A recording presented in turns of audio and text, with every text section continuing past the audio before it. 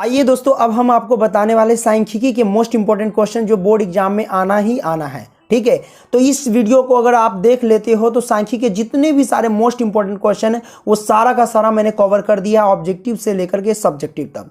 तो इस वीडियो में मैं आपको बताने वाला हूं माध्य, माध्यक और बहुलक। माध्यक को माध्यिका भी बोलते हैं, ठीक है, तथा परिसर भी मैं आपको बता दूंगा, परिसर भी आ जाता है ऑब्जेक्टिव टाइप क्वेश्चन में। ठीक है, तो ये चारों के चारों मैं आपको बताने वाला हूं, ऑब्जेक्टिव भी क्वेश्चन और सब्जेक्टिव भी क्वेश्चन। ठीक है, तो चलिए सबसे पहला प्रश्न लेते हैं और उसको सॉल्व करते हैं। तो यहां पे आप देख सकते हैं पहला प्रश्न हमारे पास है क्वेश्चन नंबर 1 कि 7, 8, 2, 3, 7, 11, 12 का माध्य, माध्यिका, बहुलक और परिसर ज्ञात कीजिए। मतलब इस सभी का हमें क्या करना है, एक बार माध्य भी ज्ञात कर लेना है, माध्यिका भी, फिर बहुलक भी और परिसर भी ज्ञात करना है। तो चलिए सबसे पहले हम माध्य ज्ञात करते हैं। तो सबसे पहले हम लिखेंगे माध्य बराबरा। तो हम आइए लिख लेते हैं माध्य बराबरा। शायद ये कलम नहीं चल रहा है तो मैं यहाँ पे लिख दिया माध्य बराबर। तो भैया माध्य बराबर है ना, तो माध्य बराबर फॉर्मूला आपको पता है क्या? जब ऑब्जेक्टिव निकालते हैं तो उसका एक फॉर्मूला आता है प्रेक्षणों का योग बट्टे प्रेक्षणों की संख्या। ओके, तो प्रेक्षणों का योग यानी जितने भी सारे संख्या उन सभी का योग करना है और जितना बार दिया गया है उसके बट्टे में लिख देना है। तो प्रेक्षणों का योग यानी सभी का योग कर देना है। तो बोले तो 7 प्लस के 8 और प्लस के 2 प्लस के 3 प्लस के 7 प्लस के 11 एंड प्लस के 12। तो सभी को हम ऐड कर दिए, बटा लगाइए, हमने बटा लगा दिया। तो प्रेक्षणों का योग है बटे प्रेक्षणों की संख्या। तो सभी संख्या गिनती कर लीजिए, 1 2 3 4 5 6 7, टोटल यहाँ पे 7 संख्या है। ओके, अब हम क्या करेंगे, सभी को जोड़ देंगे। चलिए जोड़ देते हैं।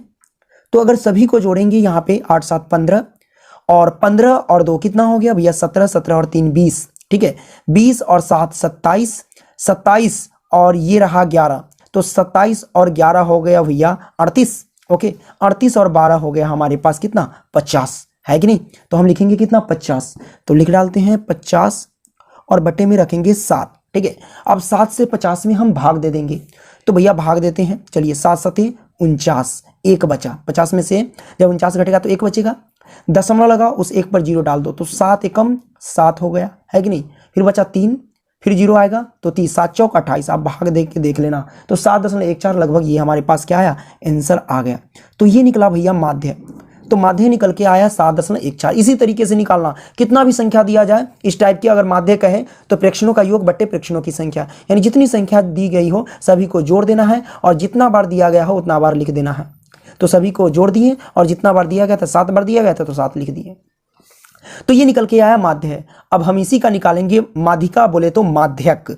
तो आइए हम लिखते हैं माध्यक बराबर माध्यक। भैया माध्यक निकालना भी बहुत आसान है। सबसे पहले हम क्या करेंगे, जब भी माध्यक निकालोगे ना तो संख्या जो दिया रहेगा उसको बढ़ते क्रम या घटते क्रम किसी क्रम में सजा लेना है। तो आइए सबसे पहले इस संख्या को हम बढ़ते क्रम में सजा लेते हैं, है ना। तो सजाते हैं, कोई दिक्कत नहीं है। क्या करेंगे, जो दिया गया उसको सजाते हैं। पहले सबसे छोटी संख्या ले लो 2, ठीक है, उसके बाद 3 है तो ये जा रहा है बढ़ते क्रम में। 3 के बाद हम क्या लेंगे 7 लेंगे, ठीक है। फिर हमारे पास क्या है 7 ही है, 2 बार 7, ठीक है। 7 के बाद क्या है 8 है तो हम 8 लेंगे। 8 के बाद क्या है 11 तो 11 लेंगे एंड 11 के बाद क्या है 12 तो हम लेंगे 12। अब ये जो संख्या है इसी संख्या हमको निकालना है क्या, माध्यक। तो हमने पहले क्या किया, इसको सजा लिया है घटते क्रम में, आप चाहो तो बढ़ते क्रम में भी सजा सकते हो। तो इसका हम माध्यक निकालेंगे। माध्यक बराबर क्या करते हैं, जैसे हम सजा दिए तो आप इसके बीच वाला संख्या देखो, जो बीच वाला संख्या होगा वही इसका क्या होगा भैया आंसर होगा। तो बीच वाला देख लो कौन होगा। तो अगर 3 संख्या इधर से निकालोगे, 3 संख्या इधर से निकालोगे, है ना, तो ये 3 संख्या इधर से निकला और ये 3 संख्या इधर से निकला, तो बीच में आ गया केवल 7। यही हो गया माध्य। हम माध्यक यानी माध्यिका बोले तो 7 ही आंसर आ गया। हाँ, मान लेते हैं कि एक संख्या और बढ़ा देते हैं, हम यहाँ पे कर देते 13। अब बीच में कितना संख्या हो जाता, बीच में 2 संख्या हो जाता। गौर से देखो, तो अगर देखो 3 संख्या इधर से निकालते हैं और 3 संख्या इधर से निकालते हैं तो बीच में आ जाएगा 2 संख्या। कितने टोटल 2 संख्या आ जाएगा कि नहीं आ जाएगा, है कि नहीं। तो इन 2 संख्या को हम क्या करेंगे आपस में ऐड कर देंगे, 7 और 8 को ऐड कर देंगे। तो 8 और 7 कितना हो जाएगा 15, क्या हो जाएगा 15 और बट्टा में क्या कर देंगे 2 से भाग दे देंगे। तो हमारे पास क्या आ जाएगा 7.5, 7.5, ये हमारे पास आंसर आ जाएगा। तो जब भी देखना अगर ये संख्या, अभी देखो फुट्टा में था जो बीच में आ गया, जब अकेला जब बीच में आए तो सीधा लिख दो, अगर दो संख्या बीच में आए तो उन दोनों को ऐड कर दो और 2 से भाग दे दो, ठीक है, हमारे पास आंसर आ जाएगा। तो इस तरीके से भी निकाला जा सकता है, ठीक है, निकाला जा सकता है, क्या निकलेगा ही। तो आपने समझ लिया माध्यक निकालना ऑब्जेक्टिव टाइप में, ठीक है। तो माध्य भी समझा और माध्यक भी समझा। जब भी आपको ऑब्जेक्टिव क्वेश्चन पूछेगा तो संख्या चेंज करके दे सकता है, लेकिन आपको आना तय है, मतलब आपके एग्जाम में पूछेगा ही पूछेगा, भले ही संख्या चेंज हो, वो अलग की बात है। अब इसका हम निकालते हैं बहुलक, इसी संख्या का, ये जो संख्या दिया गया है 7 8 के, मैं लिख लेता हूँ क्या, तो इसका बहुलक निकालेंगे। तो चलिए संख्या का बहुलक ज्ञात करते हैं। बहुलक ज्ञात करना बहुत आसान है। बहुलक, बहुत, जो बहुत होगा वही बहुलक होगा। तो देख लीजिए इसमें सबसे ज़्यादा बार कौन संख्या है, यानी सबसे ज़्यादा बार रिपीट कौन है, देख लीजिए। तो सिंपल सी नज़र आ रही, 7 हमको ज़्यादा बार रिपीट आ रहा है, 7 यहाँ भी है और यहाँ भी 2 बार रिपीट है। क्या और भी संख्या 2 बार रिपीट है? नहीं रिपीट है। तो भैया जो ज़्यादा बार रिपीट होगा वही बहुलक कहलाएगा ऑब्जेक्टिव में। तो 7 2 बार रिपीट है, यही 7 हमारे पास आंसर आ गया। तो ज़्यादा बार जो रिपीट होगा वही बहुलक कहलाएगा, ठीक है। बहुलक समझ गए। अब निकालना है परिसर, इसका परिसर भी ज्ञात कर लो। तो परिसर भी सीख लो, परिसर बराबर क्या होता है। देखो भैया परिसर बराबर क्या होता है, देखो सिंपल सा है, जो सबसे छोटी संख्या है और जो सबसे बड़ी संख्या है उसी को ध्यान में देखना है। परिसर बराबर होता है बड़ी संख्या माइनस छोटी संख्या। क्या होता है परिसर बराबर? बड़ी संख्या माइनस छोटी संख्या। तो इसमें बड़ी संख्या कौन है? तो नजर आएगा 12, तो हम लिखेंगे 12 माइनस छोटी संख्या कौन है? 2 है, तो घटा दो 2, तो हमारे पास आ जाएगा 10। यही आंसर आ गया परिसर, ठीक है। अच्छा, आप लोग 10th में हैं, कंफ्यूज हो सकते हैं। मान लो अगर कोई संख्या माइनस में दिया जाएगा कि -2, -3, -4, -5, अब कहे इसका परिसर ज्ञात कीजिए, इस संख्या का परिसर बताइए। तो भैया ध्यान से, जिसको बेसिक स्ट्रांग है तो वो तो जानता ही होगा परिसर बराबर क्या होगा इसका, है ना। तो इसमें देखो बड़ी संख्या कौन है, तो इसका एक ट्रिक है, देखो याद रखना, जो दिखने में माइनस वाला जब भी रहता है तो जो दिखने में बड़ी संख्या लगता है ना, वो सबसे छोटी संख्या होता है, और जो दिखने में सबसे छोटी संख्या होगा, है ना, वो बड़ी संख्या होता है यहाँ पे, ठीक है। तो परिसर बराबर क्या होता है? बड़ी संख्या माइनस छोटी संख्या। तो इसमें बड़ी संख्या कौन है? -2 है बड़ी संख्या, तो -2, ठीक है। घटाएंगे छोटी संख्या -4, तो ये -5 है, तो ये घटा देंगे, तो घटाएंगे तो -2, माइनस प्लस, और ये हो जाएगा 5। चलो 5 में से -2 घटेगा तो 3, आ गया भैया 3 आंसर, ठीक है, परिसर। तो आपने ऑब्जेक्टिव रूप में आपने समझा माध्य, माध्यिका, बहुलक और परिसर। आइए अब इसका हम इंपॉर्टेंट क्वेश्चन सब्जेक्टिव रूप में देखते हैं। आइए दोस्तों, अब हम क्वेश्चन नंबर 2 सॉल्व करेंगे। ये काफी ज्यादा इंपॉर्टेंट है क्वेश्चन, ठीक है दोस्तों। तो आइए सबसे पहले क्वेश्चन को पढ़ते हैं। कहता है निम्नलिखित बंटन एक मोहल्ले के बच्चों के दैनिक जेब खर्च दर्शाता है। माध्य जेब खर्च 18 रुपया है, लुप्त बारंबारता f ज्ञात करना है, मतलब f की वैल्यू आपको ज्ञात करनी है। ये काफ़ी ज़्यादा इंपॉर्टेंट क्वेश्चन है बोर्ड के एग्जाम के लिए। तो सबसे पहले यहाँ पे देख लो, ये जो यहाँ पे दैनिक जेब भत्ता जो दिया गया है, ये समझो ये दिया गया वर्ग अंतराल, और नीचे दे रखा है बारंबारता। क्या दे रखा है? बारंबारता। तो सबसे पहले हम लिखते हैं वर्ग अंतराल, ठीक है। तो यहाँ पे हम लिख लेते हैं वर्ग अंतराल, ठीक है, अंतराल, ओके। तो वर्ग अंतराल जो दिया गया उसको लिख लो। वर्ग अंतराल है 11 से 13, तो हम लिखते हैं 11 से 13, फिर 13 से 15, यानी आपको 2 के रेंज में दिया गया है। 13 से 15, फिर 15 से 17 होगा, तो हम लिखते हैं 15 से 17, फिर 17 से 19, है ना, 2 के रेंज में बढ़ाते चलो। 19 से 21 है, फिर 21 से कितना दे रखा है? 23 है, फिर 23 से क्या है भैया? 23 से दे रखा है 25, तो हम लिखेंगे 25। तो ये वर्ग अंतराल हुआ, है कि नहीं? क्या हुआ भैया? वर्ग अंतराल। अब इसका हम यहाँ देखिए बारंबारता दे रखा है, बारंबारता, तो बारंबारता क्या दे रखा है? देखो 7 है, उसके बाद 6 है, उसके बाद 9 है, उसके बाद 13 है, फिर उसके बाद क्या है? f है, ठीक है। क्या है भैया? ये f है। फिर उसके बाद 5 है, फिर उसके बाद क्या है भैया? तो 4 दे रखा है, तो हम लिखेंगे 4, ठीक है। तो हम यहाँ पे लिख दिए। तो ये सब हमको क्या है? दे रखा है कि नहीं। तो अब हमको निकालना क्या है? तो निकालना है xi यानी बोले तो वर्ग चिन्ह, ठीक है। और दूसरा क्या निकालना है? तो दूसरा जो हमको निकालना है भैया वो है fi इंटू xi, ये आपको निकालना है, ठीक है। यानी वर्ग चिन्ह गुने बारंबारता, बारंबारता गुने वर्ग चिन्ह कह सकते हो, कोई दिक्कत नहीं है। तो ये दोनों हमको निकालना है, ठीक है। और माध्य बराबर आपको फॉर्मूला पता होना चाहिए। तो माध्य बराबर क्या होता है भैया? तो माध्य बराबर जो होता है सिग्मा f आई इंटू एक्स आई। क्या होता है? fi इंटू एक्स आई बट्टे में सिग्मा, है ना, सिग्मा fi। ये f जो होता है वो बारंबारता होता है, ये हमारे पास f है, fi, ठीक है, ये बारंबारता है। तो ये फॉर्मूला है। तो एफ आई इंटू एक्स आई निकाल लो, एफ आई निकाल लो, बस आंसर निकल जाएगा, भाग दे देना। तो सबसे पहले वर्ग चिन्ह यानी एक्स आई निकालने का ट्रिक क्या है कि नहीं, क्या है तरीका वो, तो सिंपल सा तरीका है, आपको मैं बताता हूँ। ठीक है, आप क्या करोगे, इन दोनों को जोड़ दोगे, जोड़ने के बाद आधा कर देना, बस एक्स आई निकल जाएगा। तो जोड़ दो, कोई दिक्कत नहीं है। 13 और 11 जोड़ेंगे, कितना होगा, 24 होगा। 24 का आधा कितना होता है, 12 होता है। ठीक है, 12 निकल गया। 15 और 13 जोड़ोगे तो कितना होगा, 28 होगा। 28 का आधा कितना होता है, 14 होता है। अब सिंपल है, अब उसकी देखने की कोई जरूरत नहीं। अब दोनों का अंतर देख लो, 12 और 14 के बीच में कितना अंतर, 2 का अंतर है, 2 बढ़ाते चलो। तो यानी इन दोनों को जोड़ेंगे और भाग देंगे तो कितना होगा, जोड़ दो, 2 बढ़ाते चलो, वही आ जाएगा। 14 है ना, 2 बढ़ा दो, 16 आ जाएगा। देख लेना, इन दोनों को जोड़ोगे और 2 से भाग दोगे तो 16 आएगा। ठीक है, ये 16 है। ओके, फिर 16 दूँ 18 आएगा। इट मीन्स इन दोनों को जब ऐड करोगे, ऐड करने के बाद आधा करोगे तो 18 आएगा। ठीक है, 18 और 2 20, बढ़ाते चलो 2 के अंतराल में, 20 और 2 22, 22 और 2 24। ठीक है, 2 के अंतराल में मैंने निकाली, ये ट्रिक भी है। ठीक है, सीख लो।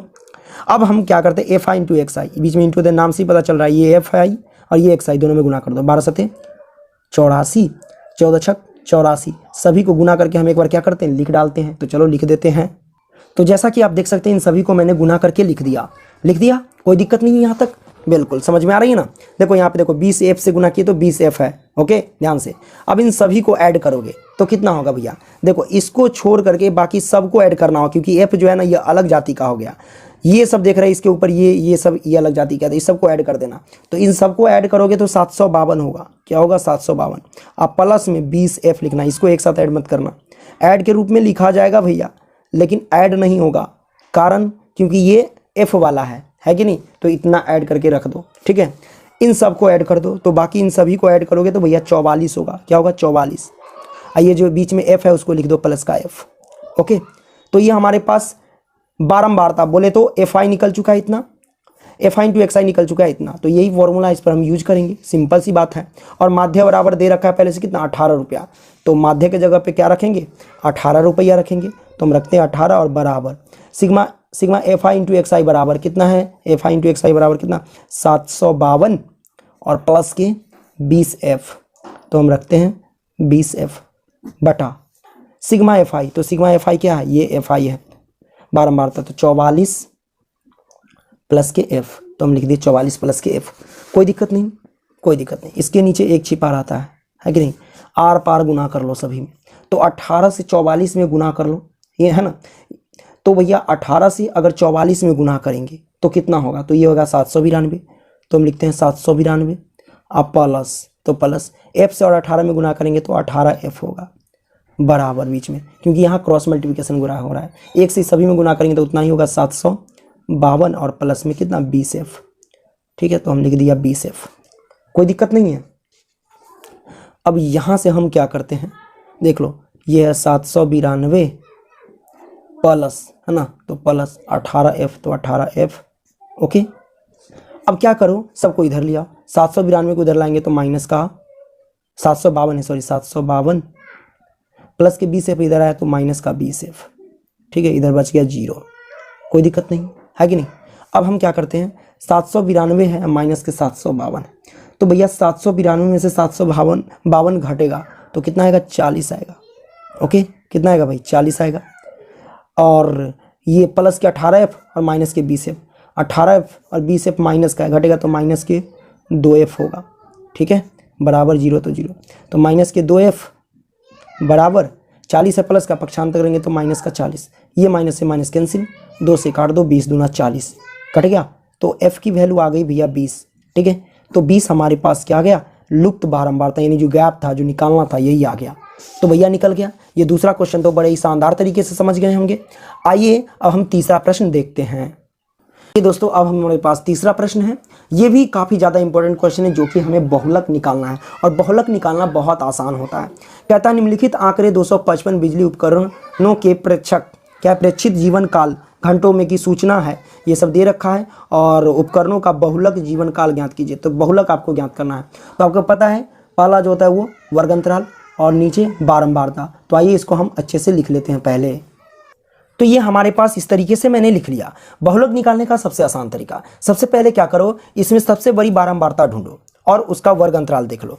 तो सबसे बड़ी बारंबारता क्या है, 61 है। ठीक है, तो हम सबसे पहले लिखेंगे सबसे बड़ी बारंबारता, बड़ी बारंबारता क्या है भैया, तो 61 है, 61 है, जिसका वर्ग अंतराल क्या है, जिसका वर्ग अंतराल कितना है भैया, वर्ग अंतराल देख लो 61 है, सबसे बड़ी बारंबारता है कि नहीं इसमें, तो 61 में, और जिसका वर्ग अंतराल क्या है 60 से 80 है, तो हम लिखेंगे 60 से 80। ओके, मैंने क्यों लिखा, क्योंकि हमें L प्राप्त हो जाएगा, क्योंकि बहुलक का फॉर्मूला क्या होता है वो आपको पता होना चाहिए, L प्लस F1 माइनस के F0 बटे 2F1 minus F0 minus F2 गुने H होता है। वो जब मैं लिखूंगा तो समझ में आ जाएगा, तो L H है ना, F1 F0 ये सब ज्ञात होना चाहिए, F2 ज्ञात होना चाहिए, तभी तो लिखेंगे। तो आइए ध्यान से देखना, 60 है, यानी 60 से लेके 80 है। ओके, तो इससे हमको निकल गया L, तो L बराबर क्या आ गया भैया, L जो आ गया, ये जो पहला है वो 60, ये 60 वो L होता है। ठीक है, सबसे पहले देख लेना इसका बड़ी बारंबारता, और बड़ी बारंबारता के सामने ठीक उसका वर्ग अंतराल देख लेना, तो ये वर्ग अंतराल है 60 से 80, तो ये जो पहला होता है वो L होता है, तो ये पहला L यानी 60 हो गया। ठीक है, उसके बाद दोनों का अंतर देख लो, 60 और 80 के बीच का अंतर कितना है, 20 का डिफरेंट है, तो उसको हम H मानते हैं, H बराबर 20। ठीक है, L निकल गया और यहाँ 20 भी निकल चुका, यानी H भी निकल चुका। और ये जो सबसे बड़ी बारंबारता होती है ना भैया, उसको क्या मानते हैं, तो उसको मानते हैं F1, क्या मानते हैं F1, और इसके ठीक ऊपर जो होता है उसको मानते हैं F0, और इसके ठीक जो नीचे होता है वो उसको मानते हैं F2। कहने का मतलब F1 बराबर आ गया हमारे पास 61, उसके बाद F2 हमारे पास आ गया कितना भैया, तो वो हो गया 38, और उसके बाद हमारे पास F0 जो हमारे पास आ गया वो आ गया कितना 52। तो सभी हमारे साथ आ चुका है कि नहीं, किसी तरह का प्रॉब्लम नहीं है यहाँ पे। अब हम क्या करेंगे, बहुलक का फॉर्मूला लगाएंगे और इसको ज्ञात कर लेंगे। तो यहाँ पे आप देख सकते हो बहुलक का मैंने फॉर्मूला लिखा, L plus into F1 minus F0 बटे 2F1 माइनस के F0 माइनस F2 गुने में H, ये होता है बहुलक बराबर। अब हम क्या करेंगे, इसमें मान पुट करेंगे, तो चलिए मान पुट करते हैं। L की वैल्यू हमारे पास है 60, तो हम लिखेंगे 60 प्लस F1 की वैल्यू हमारे पास क्या है, F1 की वैल्यू 61, तो हम लिखेंगे 61, और माइनस F0 की वैल्यू कितना है 52, तो हम लिखेंगे 52, और बटा लगाइए, 2 है तो 2, बीच में गुना, F1 क्या है, तो F1 61, तो 61 माइनस है ना, फिर उसके बाद F0 की वैल्यू है 52, तो हम लिखेंगे 52, एंड माइनस F2 की वैल्यू क्या है, F2 की वैल्यू 38, तो हम लिखेंगे 38, और लगा दीजिए इंटू, और गुने में H की वैल्यू क्या है, तो H की वैल्यू क्या है हमारे पास 20 है, तो हम लिखेंगे 20। इतना करने के बाद अब आगे हम सॉल्व करते हैं।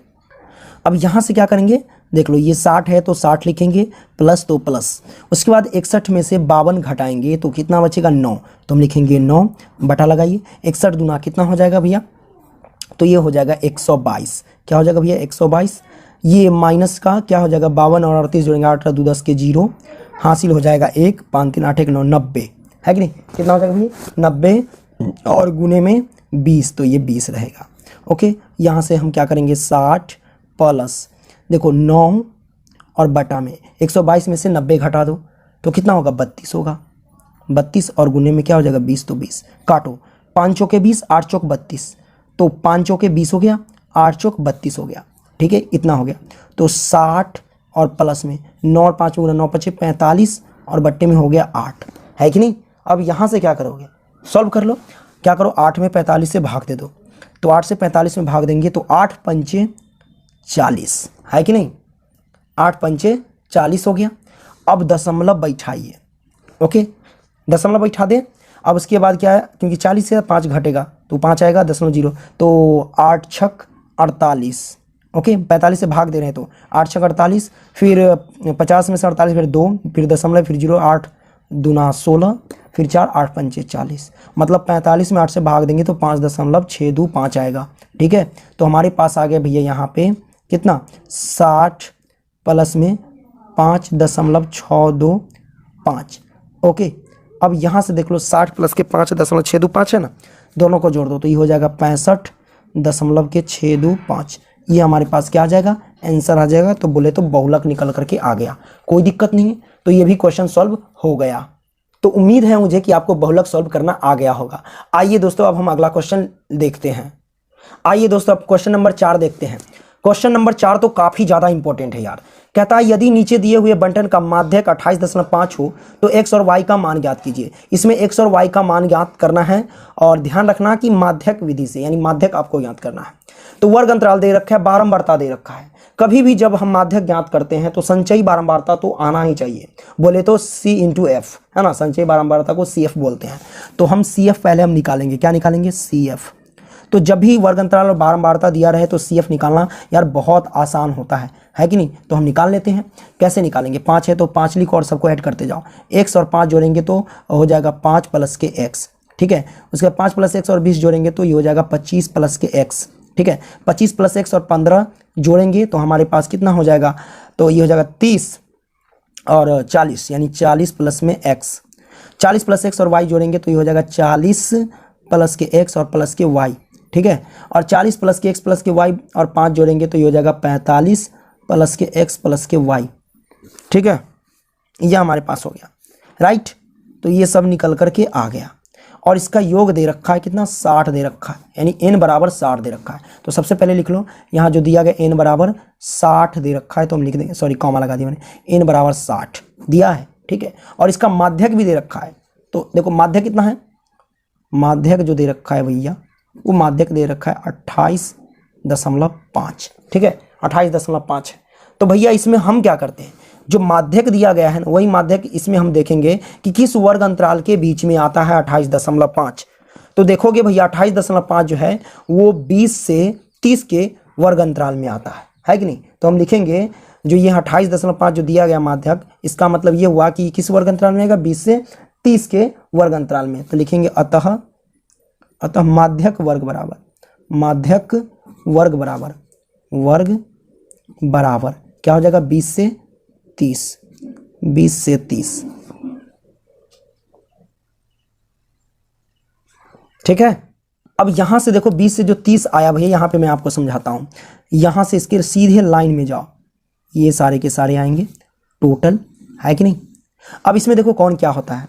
तो भैया ये जो हो गया भैया, ये L बराबर हो गया 20, L की वैल्यू आ गई 20, ठीक है, ओके। ठीक इसके सामने वाला ये क्या होता है, यानी 20 क्या होगा? तो 20 जो होगा वो बारंबारता, बोले तो F की वैल्यू होगा ही 20, ठीक है।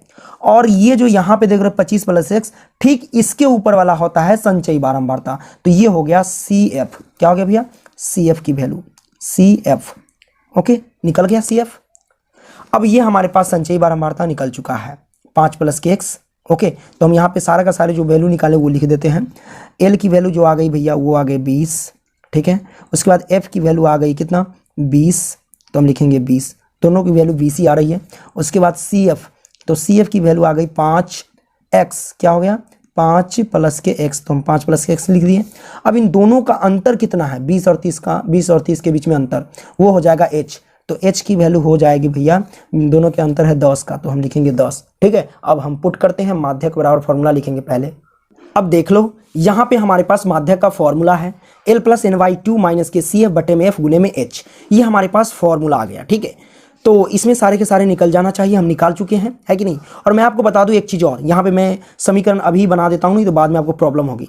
देखो भाई इन सभी का जो योग दे रखा है वो 60, और इन सभी का योग हमने जो निकाला वो कितना निकाला? 45 + x प्लस के y, ये निकाला था, है ना। तो हम लिख देते हैं 45 + के x और प्लस के y, ये सब का योग मैंने निकाला। और योग पहले से दे रखा है 60, तो बराबर में रख दो 60 और इसको मान लो समीकरण 1, ठीक है, मैंने मान लिया। अब आइए मान पुट करते हैं इन सभी में। क्या करेंगे? बड़ा सिंपल सा है। पहले देखो क्या करते हैं, L की वैल्यू क्या है? तो L की वैल्यू 20 है, तो हम क्या करेंगे भैया? 20 हम लिख देंगे। तो आइए हम लिखते हैं 20 प्लस N की वैल्यू क्या है? तो N की वैल्यू हमारे पास है भैया, यहाँ पे देख लो 60, क्या दे रखी है? 60 दे रखा है ना। अब 60 है, ओके, और N की जगह पे 60 रखेंगे और 2 से भाग देंगे, तो 60 में 2 से भाग देंगे तो डायरेक्ट आ जाएगा क्या? 30, तो हम लिख सकते हैं 30 माइनस के CF की वैल्यू क्या है? 5 + के x है, तो हम लिखेंगे 5 और प्लस के x, हम एक कोष्ट ले लेंगे बटा F की वैल्यू क्या है? F की वैल्यू यहाँ पे 20 है, तो हम लिख देंगे बटे में 20, तो हम लिखते हैं 20, कोई दिक्कत नहीं, बिल्कुल कोई दिक्कत नहीं, 20 हो गया। उसके बाद क्या करते हैं? गुना में h है, तो h की वैल्यू 10 है, तो हम लिखेंगे 10, ओके। अब चलिए हम सॉल्व करते हैं, सब लिख दिए। हम क्या करेंगे? सबसे पहले 20 है तो 20 प्लस 30, देखो याद रखना यहाँ पे 30 है तो 30 लिखो। अब ये कोष्ट को तोड़ रहे हैं, माइनस और ये आगे प्लस छिपा रहते हैं, माइनस प्लस में गुना करेंगे तो माइनस का 5, फिर माइनस प्लस में गुना करेंगे तो माइनस ये x है तो x, यहाँ पे कंफ्यूज मत होना, ठीक है। बटे 20 है तो 20 और गुने में 10 है तो 10, काट दो 10 से। हाँ एक चीज़ तो और ध्यान देना, ठीक है, क्योंकि माध्यक दे रखा पहले से, माध्यक दे रखा है कितना 28.5 दे रखा है, तो उसको लिखते चलना। देखो 28.5 दे रखा है, ठीक है, तो इसको इधर लिखो या इधर लिखो कोई दिक्कत नहीं है, आप चाहो तो इधर भी लिख सकते हो, कोई दिक्कत नहीं।